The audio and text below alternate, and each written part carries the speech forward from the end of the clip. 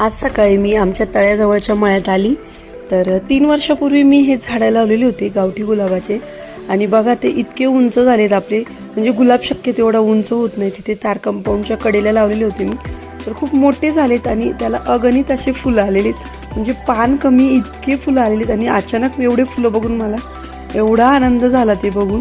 तेवढ्या परिसरामध्ये ना त्या फुलांचा एकदम मंद असा वास पसरलेला होता, दळत होता आणि खूप छान वाटत होतं मनाला.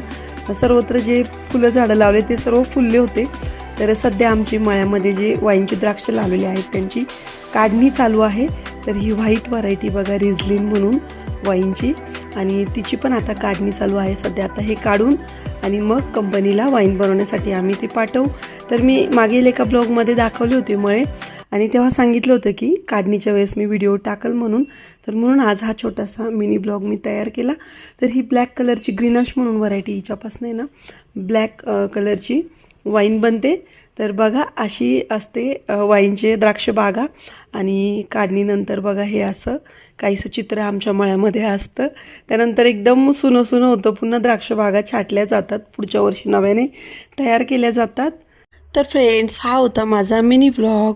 पुन्हा भेटूया एका नवीन व्हिडिओसोबत. धन्यवाद. Bye bye.